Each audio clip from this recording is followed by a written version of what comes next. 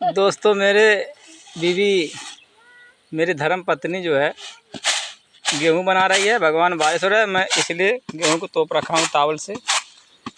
और ये धीरे धीरे बना रही हैं अपना गेहूं।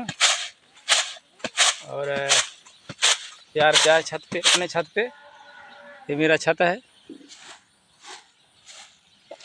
अपने छत पे गेहूं फैला दी सूखने के लिए। और गेहूं फर्स्ट क्लास सूख गया है, नंबर 1 का। और धीरे धीरे पछोड़ रही है।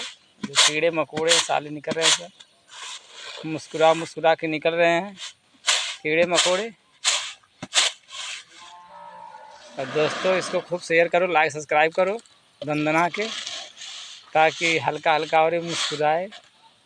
देखो कैसे मुस्कुरा रहे, कितनी गजब यार, नंबर 1 की है यार।